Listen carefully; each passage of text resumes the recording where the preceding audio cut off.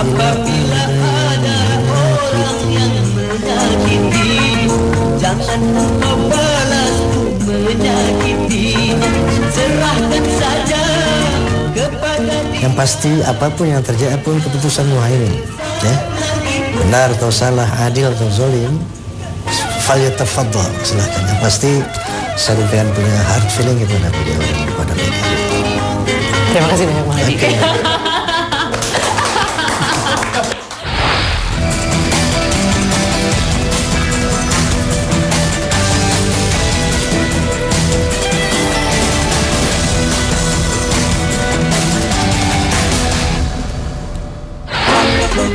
Apabila ada orang menghina, jangan kau balas pula menghinanya, karena itu tiada berguna, cuma akan membawa bencana. Pemirsa, hasil hitung cepat atau quick count pemilu legislatif 9 April lalu menunjukkan bahwa PKB, Partai Kebangkitan Bangsa, berada di posisi kelima. Partai yang dilahirkan oleh Presiden keempat Republik Indonesia, Kiai Haji Abdurrahman Wahid atau Gus Dur ini membuat banyak orang terkejut. Awalnya diduga memiliki suara yang kecil, bahkan ada yang mengatakan terancam tidak memiliki wakil di parlemen atau tidak bisa melampaui parliamentary threshold, tapi ternyata PKB menunjukkan peningkatan perolehan suara. Dinilai tidak akan punya pengaruh besar dalam peta koalisi, justru PKB kini menjadi rebutan partai yang masuk dalam 3 besar. Lalu kemanakah PKB akan mengalihkan suaranya dalam peta koalisi menjelang Pilpres 9 Juli nanti? Kita akan membahas mengenai fenomena Partai Kebangkitan Bangsa bersama saya Tina Talisa. Anda menyaksikan Interupsi. Berbicara mengenai kenaikan suara Partai Kebangkitan Bangsa, kita tidak bisa menafikan peran seorang Rhoma Irama. Raja Dangdut ini menjadi juru kampanye nasional untuk PKB dan digadang-gadang menjadi capres atau cawapres dari Partai Kebangkitan Bangsa. Kami menemui Rhoma Irama bertanya mengenai perannya selama masa kampanye Pileg dan bagaimana langkah yang akan ditempuhnya jika kemudian tidak dicapreskan oleh Partai Kebangkitan Bangsa. Assalamualaikum Bang Haji. Waalaikumsalam warahmatullahi. Sehat selalu? Alhamdulillah. Pemirsa, kalau Anda melihat saya dengan Bang Haji Rhoma Irama, kemudian di belakang dengan latar lukisan Ksatria Bergitar, lukisan ini bukan sengaja ada di tempat ini karena akan wawancara, tapi memang ini adalah rumah Bang Haji Rhoma Irama dan memang lukisan ini selalu ada di sini. Sudah berapa lama lukisan ini ada di sini, Bang Haji? Sudah lama ya. Sudah lama. Kira-kira berapa puluh tahun? Atau sejak film ini keluar? Film ini dibuat tahun 82, tapi dilukis kira-kira tahun 90. Nah, kalau melihat lukisan Ksatria Bergitar, pasti bagi Anda yang menyaksikan berbagai iklan politik, partai politik, ingat juga iklan yang dibuat oleh Partai Kebangkitan Bangsa menjelang pemilu legislatif 9 April lalu. Soal pembuatan iklan, siapa yang punya ide? Apakah dari PKB atau Bang Haji yang menawarkan konsep partainya Ksatria Bergitar? Idenya ide saya, produksinya teman saya. Jadi yang membiayai produksi itu seorang simpatisan teman. Lalu langsung yang menayangkan PKB gitu. Jadi ini bukan dibuat oleh PKB, melainkan dalam tanda petik sumbangan Bang Haji untuk PKB. Seperti itu. Kira-kira begitu. Pada saat dibuat, syutingnya berapa lama Bang Haji? Sebentar, 1 hari. Dan semua talent termasuk ada beberapa caleg yang juga artis yang terlibat. Itu dihubungi oleh Bang Haji dan tim Bang Haji juga? Iya. Pada saat iklan sudah jadi, baru dikomunikasikan kepada DPP PKB atau Bang Haji ngobrol dulu baru dibuatkan? Ya, bicara dulu. Setelah setuju baru saya buat. Kemudian selesai ditayangkan. Iklan itu mengejutkan, termasuk juga dengan peran Bang Haji pada saat kampanye Pileg, karena PKB ini dinilai akan kecil suaranya, malah ada yang menyebutkan sebelum Pileg bahwa partai ini bisa saja tidak lulus ambang batas parlemen atau parliamentary threshold, tapi ternyata berada di posisi kelima dari berbagai hasil hitung cepat. Nah, hasil itu disebut-sebut juga karena kontribusi seorang Rhoma Irama di antaranya. Ada komentar Bang Haji? Oh iya, tentu saja bahwa Rhoma Irama efek gitu kan. Betul. Saya rasa itu wajar dan tidak bisa dinafikan. Oleh karena itu saya ingin berterima kasih pertama kepada PKB tentunya ya, Caimin yang dengan telah mencapreskan Roma secara serius, dan itu dibuktikan dengan sosialisasi Roma bersama-sama Caimin, soal kiai-kiai di Jawa Timur, di Jawa Tengah, kemudian juga mengadakan roadshow tentang sosialisasi capres Roma ke Jawa Barat sampai ke Aceh gitu kan. Nah, jadi yang kedua terima kasih saya kepada FUHAB, Forum Silaturahmi Ulama dan Habaib, entah itu lokal dan nasional. Nah, para ulama habaib inilah yang mendukung saya, mendorong saya untuk maju di bursa Capres 2014. Dan terima kasih juga kepada Forza, Fans of Roma and Soneta yang berada di seluruh Indonesia. Mereka berinisiatif untuk membuat baliho-baliho, ya, kemudian mensosialisasikan dengan luar biasa. Kemudian saya terima kasih kepada Fahmi Tamami, Forum Silaturahmi Takmir Masjid dan Musola Indonesia yang saya pimpin, yang sudah eksis di 30 provinsi. Nah, mereka juga dengan para mubaligh yang notabene adalah para ulama NU, ya entah struktural atau kultural ya. Ini mensosialisasikan Roma secara luar biasa bersama tentunya dengan PKB. Nah, itulah bahwa kemudian muncul Roma Irama Efek tanpa menafikan peran-peran yang lain tentunya ya. Itu saya syukuri. Dan saya berterima kasih kepada mesin Roma tadi yang telah sangat berjasa untuk membesarkan PKB. Roma Irama dianggap berjasa untuk PKB, selain juga faktor lain, misalnya ada Rusdi Kirana, pasti. ada Mahfud MD, ada juga kepemimpinan Muhaimin Iskandar sebagai ketua umum. Tapi ada juga, tapi juga ada yang mengatakan jangan-jangan Bang Haji Roma ini hanya diperdayai oleh Caimin karena dimanfaatkan untuk menaikkan suara, tapi kemudian belakangan nanti akan ditinggalkan pada saat Pilpres. Ada komentar Bang Haji? Ya, tanggapan seperti itu juga wajar dan bisa terjadi ya. Nah, tetapi sampai saat ini saya masih husnuzon lah. Karena sampai saat ini saya masih komunikasi dengan baik dengan beliau gitu. Ada juga yang mengatakan begini, PKB itu memang berniat untuk mencapreskan Roma Irama dan juga kandidat lain, misalnya ada nama Pak Mahfud MD awalnya begitu ya.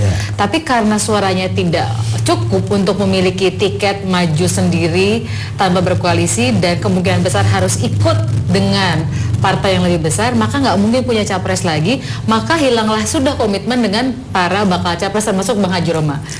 Bang Haji Roma merasa sudah dikatakan komitmen bahwa maaf Bang Haji, Bang Haji capres, tapi untuk cawapres tidak ada kemungkinan kalau koalisi dengan partai lain. Oke, jadi begini. Pertama yang saya ingin sampaikan bahwa komitmen pencapresan Roma itu sering diutarakan oleh Caimin di media bahwa Roma final, bahwa Mahfud MD datang belakangan, kemudian Yusuf Kala datang belakangan gitu kan. Ini Roma yang lebih dulu. Itu selalu diutarakan oleh Caimin di dalam berbagai macam dialog di TV. Nah, tiba-tiba tidak ada yang namanya single majority di dalam pemilu kada kali ini ya. Semuanya di bawah presidensial threshold, termasuk PDIP ya. Jadi artinya semua harus berkoalisi. Nah, di dalam berkoalisi ini PKB masih punya peluang untuk pencapresan, mengajukan capresnya. Misalnya dengan koalisi-koalisi juga sebagaimana yang diajukan yang lain juga berkoalisi seperti itu kan. Nah, makanya dalam hal ini Caimin meminta saya untuk mengadakan dialog politik dengan teman-teman politik yang berbasis Islam seperti misalnya P3, PKS, PAN, PBB. Dan alhamdulillah sudah saya lakukan dan saya sudah bertemu dengan wakil dari PKS itu Ustadz Hidayat Nur Wahid. Beliau support ini koalisi Islam ini. Beliau sangat support dan sangat senang bisa mewujudkan ini. Kemudian saya juga sudah bertemu Pak Hatta Rajasa. Secara tidak resmi kita sudah dialog on the stage. Waktu itu kita dalam stage bersama dalam rangka International Trade and Investment di Kemayoran kemarin yang diadakan oleh APKASI. Nah, saya sempat berbincang mengenai kemungkinan koalisi Islam. Nah, Pak Hatta juga menyambut baik ini. Nah, jadi kalau koalisi partai Islam ini terbentuk, tentunya ada 4 capres kan. Di samping PDI, kemudian Golkar, sama Gerindra, ada 4 capres yang bisa diajukan gitu. Berarti kalau Partai Islam Bersatu, katakanlah PKB, P3, kemudian PAN, maka targetnya memang tetap capres dari PKB dan itu adalah Rhoma Irama maksudnya? Ya, artinya secara kalangan politisi pasti mengerti ini proporsionalitas yang berlaku ya. Sebagaimana itulah di dalam politik seperti itu, mengacu pada proporsionalitas. Itu adalah skenario kalau koalisi dengan partai-partai Islam kemudian terbentuk dan ada capres keempat dan bisa saja itu adalah Rhoma Irama. Katakanlah Bang Haji jadi capres. Gambarannya cawapresnya kalau tersedia dari PKS, PAN dan PBB yang cocok kira-kira siapa Bang Haji? Saya rasa itu domain partai ya. Itu domain partai. Barangkali saya diminta persetujuannya saja, tetapi untuk menentukan siapa capres, cawapres itu sesungguhnya saya serahkan sepenuhnya kepada partai. Tapi sejauh ini Bang Haji masih meyakini bahwa DPP PKB akan tetap mencapreskan Bang Haji? Sampai saat ini belum ada perubahan yang diutarakan oleh Caimin. Ya, sampai saat ini masih seperti itu komitmennya. Nggak tahu besok lusa, karena orang kan bisa berubah-ubah. Semua manusia, semua pemimpin itu nobody perfect. Pasti ada kelebihan, pasti ada kelemahan. Ya.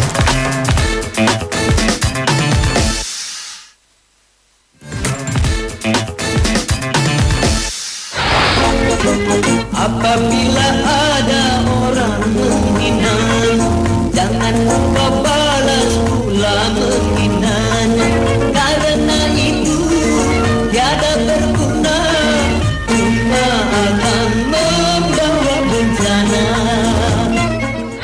Oke, saya akan ke soal cawapres. Jadi skenario pertama Partai Islam berkoalisi. Skenario kedua adalah PKB merapat ke salah satu partai 3 besar antara PDIP, Golkar dan Gerindra. Oke. Nah, kalau ke PDIP, sejauh ini kan sudah komunikasi. Pak Jokowi sudah datang ke kantor DPP PKB. Untuk Gerindra, salah satu ketua dan juga yang masih menteri, Mas Hamid Faisal sudah ketemu juga dengan Bang Fadlizon, wakil ketua umum Partai Gerindra. Jadi belum ketahuan nih PKB maunya ke PDIP atau ke Gerindra. Kalau misalnya dengan PDIP, lalu Bang Haji jadi cawapresnya Jokowi.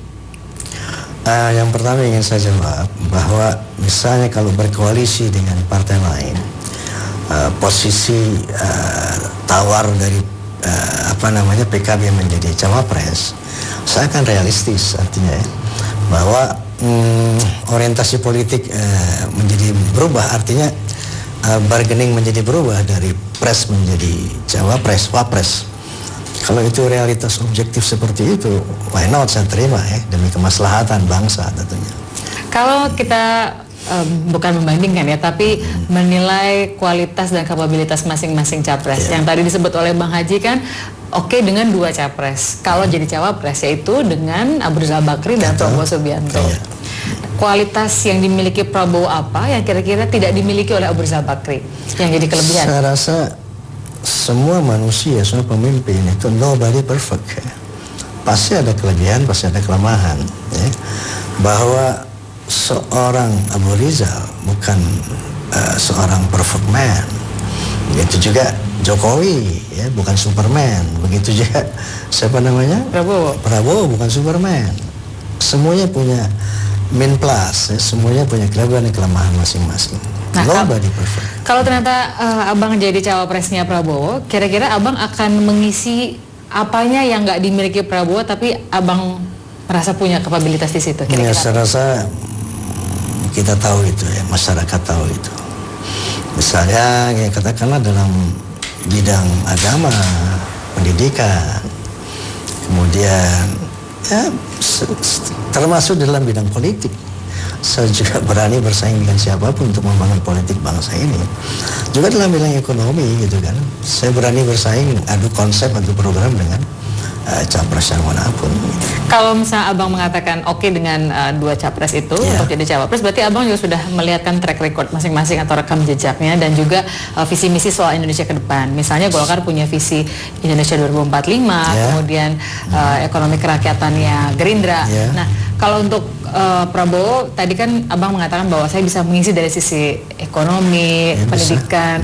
Nah, kalau untuk Abu Rizal Bakri kira-kira kalaupun misalnya diberi peran, Anda sebagai wapres, peran apa yang ingin lebih dimainkan untuk seorang Rhoma Irama? Jadi saya rasa calon presiden adalah pembantu presiden, ya.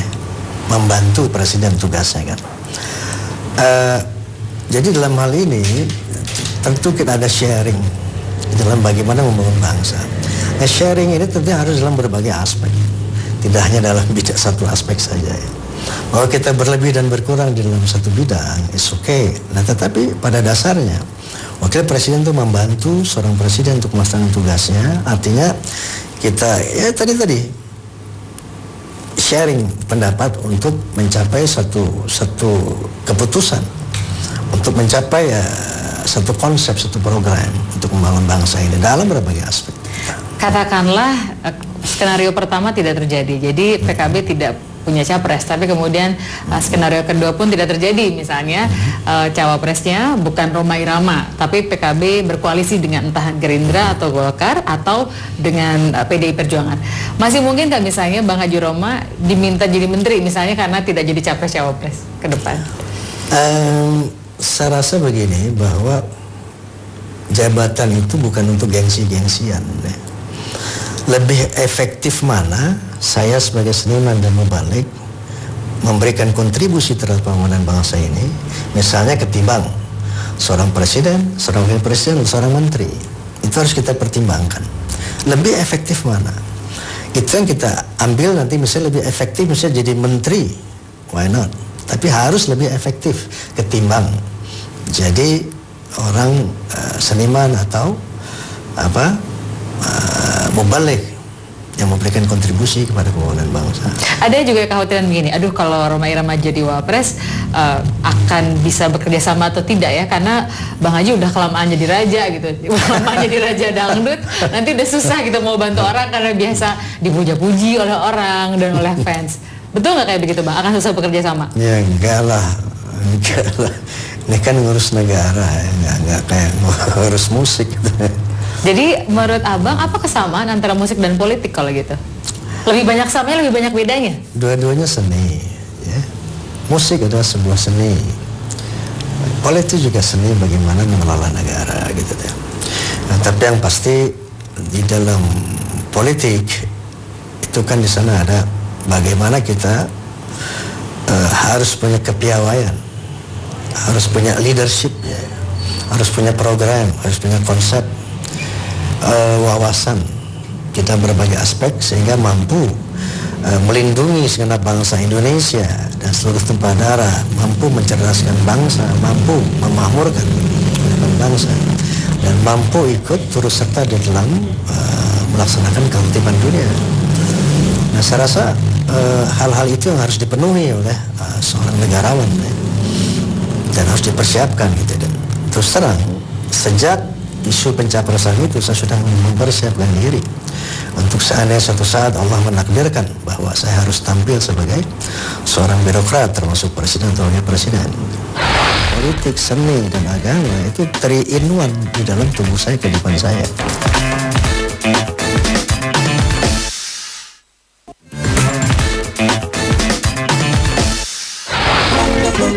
Apabila ada orang menghina, jangan lupa balas pula menghinanya.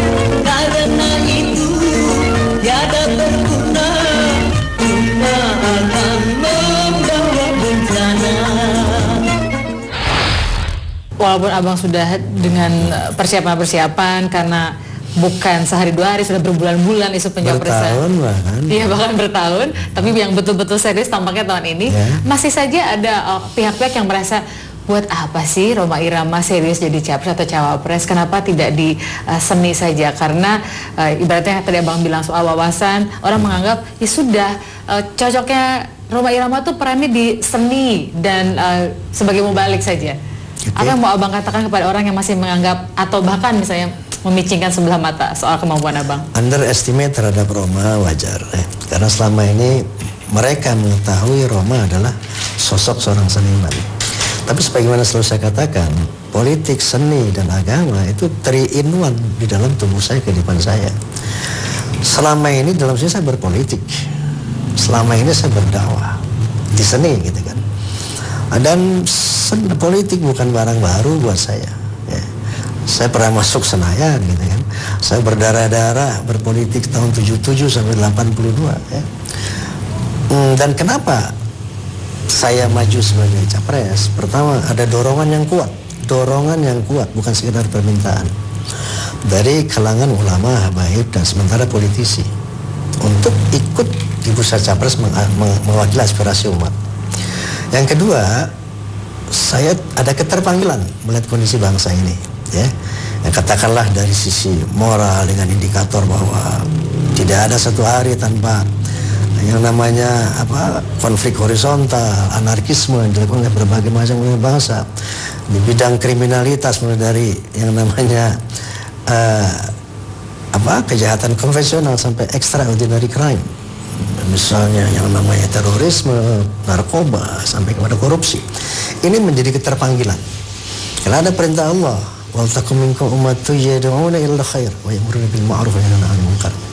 Ada perintah dari Allah, hendaklah ada di antara kalian yang dengan sungguh-sungguh mencegah kemungkaran, menegakkan kebenaran. Nah, kemudian dorongan ulama habaib, dorongan tokoh-tokoh, keterpanggilan dan didukung oleh partai PKB, maka sempurnalah Roma maju menjadi capres. Kalau bicara soal seni dan politik, kesamaannya ada. Nah, sementara politik bisa mengeksekusi gagasan itu lebih efektif ketimbang sebagai seorang seniman, sebagai seorang mubalik. Mubalik hanya menyampaikan, kamu harus begini, tapi tidak menjadi eksekutor gitu. Jadi tidak efektif gitu. Hanya sekedar himbauan melalui lagu, himbauan jangan korupsi, melalui lagu, himbauan jangan anarkis, melalui lagu, melalui tablik. Kalau sebagai negarawan, sebagai pejabat negara, ini bisa efektif karena bisa sebagai eksekutif kan.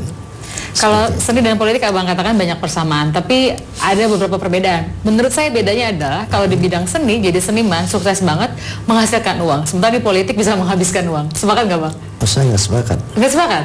Karena Abang merasa tidak perlu berdarah-darah untuk mengeluarkan uang, misalnya membuat iklan. Sampai detik ini saya nggak keluar uang sepeser pun. Anda lihat iklan, itu adalah teman yang membelanjai. Anda lihat posko-posko, itu adalah simpatisan yang membelanjai. Anda lihat touring soneta, itu dari akomodasi, transportasi, tablik itu semua didanai oleh masyarakat. Bahkan saya dikasih honorarium untuk bisa tablik, untuk bisa bersosialisasi. Jadi tidak sebagaimana capres-capres yang lain menyediakan triliunan untuk proyek ini. Demi Allah saya tidak menggunakan spesial pun untuk ini. Semuanya dari masyarakat. Menurut Bang Haji, untuk pilpres kampanye itu efektif kalau punya uang berapa banyak untuk kampanye? Kalau tidak untuk money politik, saya rasa operasional saja nggak begitu tetean ya. Ini kan yang bikin jadi triliunan itu karena ada money politik. Semua serba transaksional. Ini yang sehingga biaya pemilu itu menjadi begitu mahal.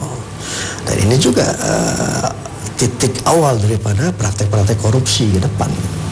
Kan dinamikanya masih terus berlangsung. Betul. Jika pada akhir perjalanan sudah pendaftaran ke KPU, kemudian tidak ada nama Rhoma Irama didaftarkan sebagai capres atau cawapres oleh PKB, apa yang akan Bang Haji katakan kepada Muhaimin Iskandar?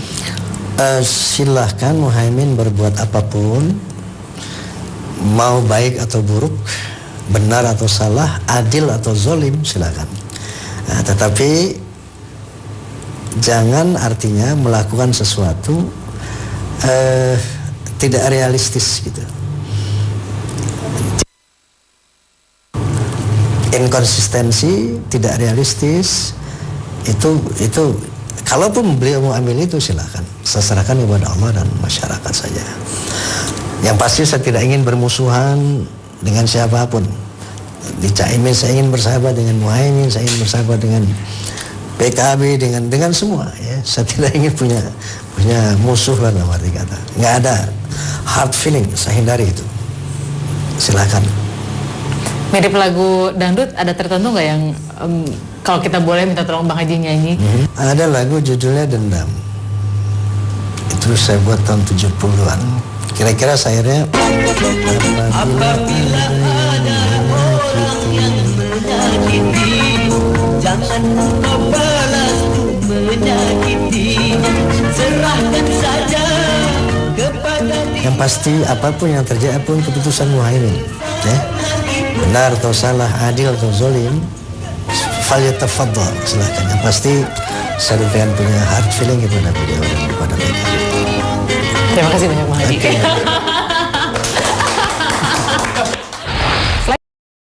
Capres lain yang diunggulkan oleh Partai Kebangkitan Bangsa. Satu diantaranya adalah Mahfud MD. Simak perbincangan kami dengan Mahfud MD sesaat lagi dalam Interupsi. Menurut saya bermanfaat kalau saya turun tangan. Tapi mungkin Rhoma Irama juga berpikir hal yang sama, orang lain berpikir hal yang sama. Itulah indahnya demokrasi.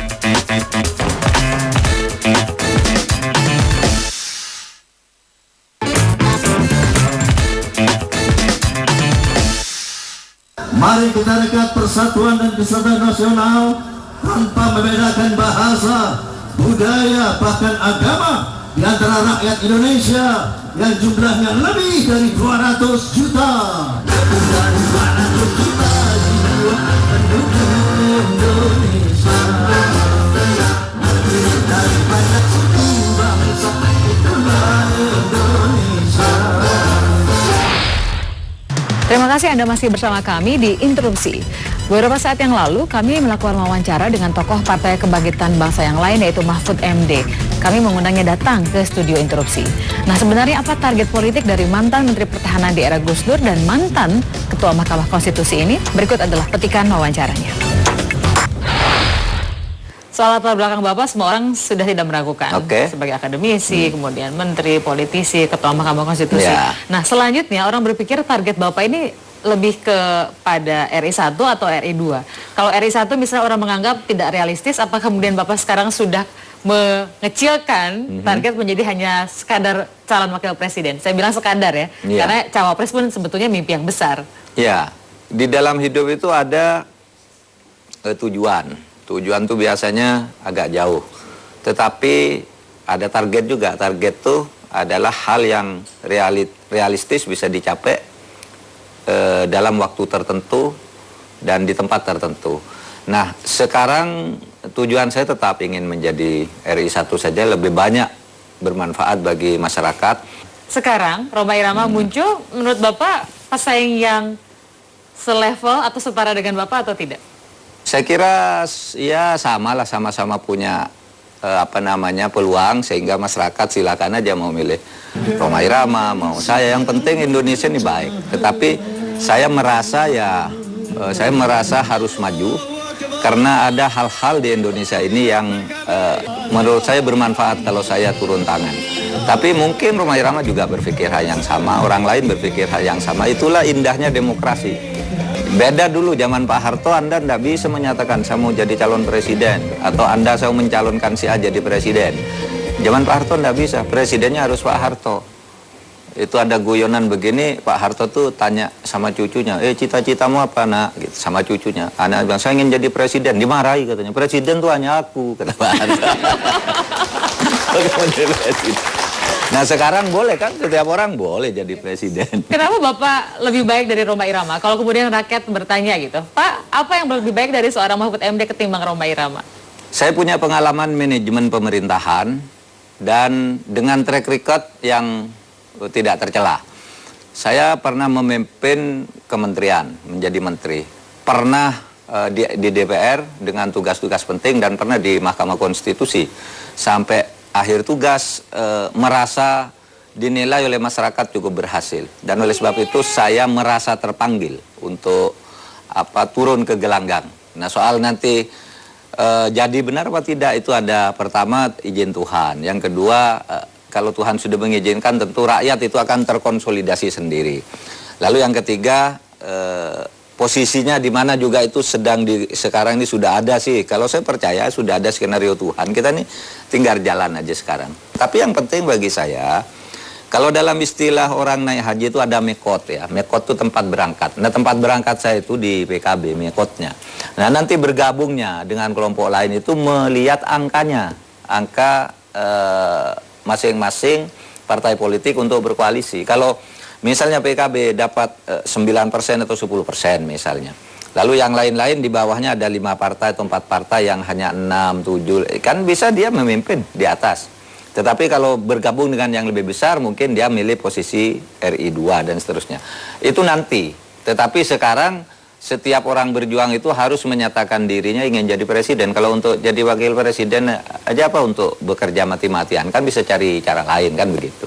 Tetapi realitas politik tetap harus dibaca. Kalau realitasnya ternyata PKB hanya bisa berkoalisi untuk menjadikan Bapak cawapres, Bapak akan mengatakan iya atau punya syarat siapa capresnya? Nanti kita lihat sama PKB akan kita bicarakan. Tentu juga kita lihat capresnya dalam visi apa, kan gitu. Visinya bisa ketemu apa tidak? Tidak harus sama, tapi ketemu apa tidak? Digandengkan gitu. Kita juga lihat kan itu. Di kesempatan yang berbeda, kami datang ke kantor Dewan Pimpinan Pusat Partai Kebangkitan Bangsa dan menemui salah satu ketuanya, yaitu Hamil Faisal Zaini, yang juga adalah Menteri Pembangunan Daerah Tertinggal di Kabinet SBY Budiono. Kami bertanya mengenai rencana langkah koalisi PKB, apa syarat yang ditetapkan oleh PKB jika ada partai yang mengajak berkoalisi, lalu bagaimana sikap mereka kepada tokoh-tokoh yang selama ini digadang-gadang menjadi capres dari Partai Kebangkitan Bangsa. Orang menyebut Rhoma Irama efek. Saya kira itu betul, ya. Terutama di beberapa titik-titik yang selama ini PKB ini belum basis. Ya. Di Aceh misalnya, di Jambi, di Bengkulu, sebagian di Jawa Barat. Apalagi di dapil saya di NTB. Ya. Sekarang dari mulai pemilu 99 sampai dengan 2009 kita belum pernah ada kursi. Sekarang ada 1 kursi. Dan Anda bisa akui itu gara-gara Rhoma Irama. Ya, saya harus jujur mengakui. Ya. Misalnya khusus di beberapa dapil-dapil yang saya sebut tadi itu, provinsi tersebut, di dapil saya, mereka itu kalender yang bergambar saya dan PKB dan Rhoma Irama mau beli mereka itu. Bukan dibagikan tapi mau beli. Kita kan bagikan juga, tapi kan stok kan terbatas. Ada beberapa yang tidak kebagian. Mereka itu bahkan mau beli. Belinya di mana? Kita mau beli Rp2.000 kalender ini.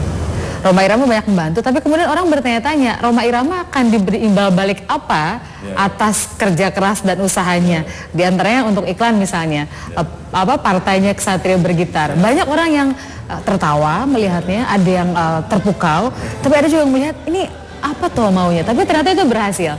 Nah, Bang Haji Romaim mau dikasih apa sama PKB karena ternyata nggak akan juga jadi cawapres? Sebetulnya di antara semua para kandidat yang kita dorong sebagai capres, ya, memang pembicaraannya ya di tingkat capres. Ya. Kita kan membuat estimasi bahwa dengan kekuatan berbagai macam tokoh-tokoh, ada Rhoma Irama, ada Pak Kiai Said, ada Pak Mahfud dan seterusnya. Ini berharap bertemu di angka 15 sampai dengan 20%. Boleh dong kita bermimpi seperti itu. Nah, partai lain aja yang makan juga sama-sama nasi dengan kita juga punya obsesi seperti itu. Kami juga punya obsesi dong untuk 15 sampai dengan 20%. Jadi semua berkeyakinan bahwa oke, kalau ini kita bisa minimal di 15%, maka kita bisa menjadi pemimpin dalam koalisi yang akan kita bangun.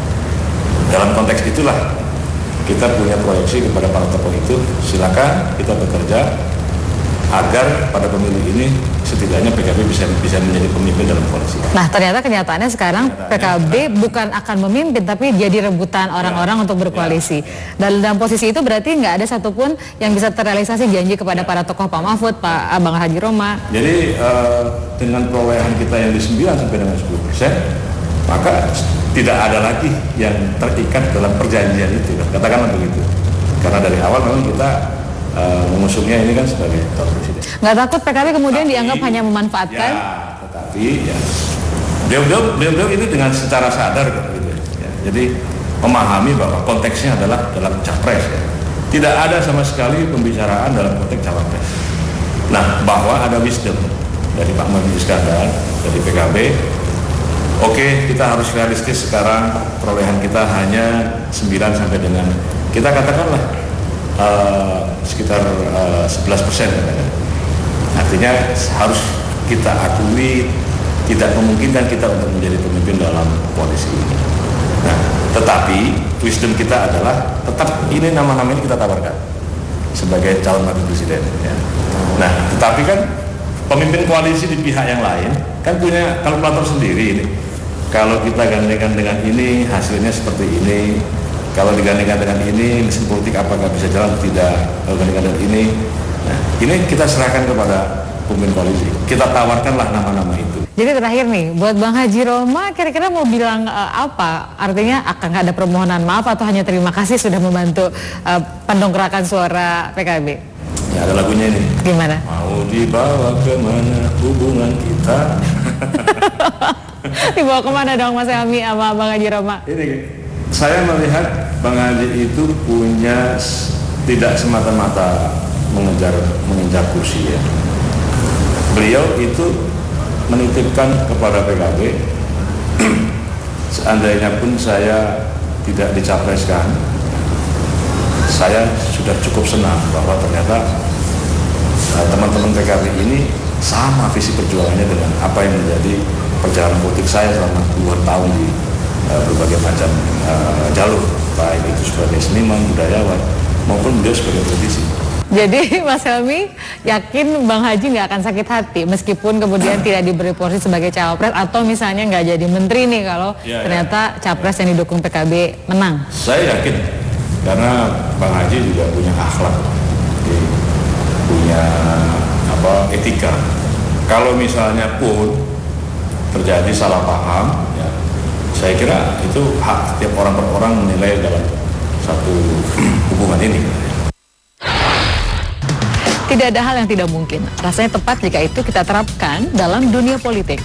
Dalam pemilu legislatif 9 April lalu, semua partai politik berlomba bersaing memperoleh suara. Namun kemudian sekarang berlomba mencari kawan untuk membentuk koalisi. Kita tunggu bagaimana koalisi yang akan terbentuk dan siapa saja yang akhirnya bisa menjadi capres dalam pemilihan presiden 9 Juli mendatang. Saya Tina Talisa, kita jumpa lagi pekan depan dalam Interupsi. Apabila ada orang menghina, jangan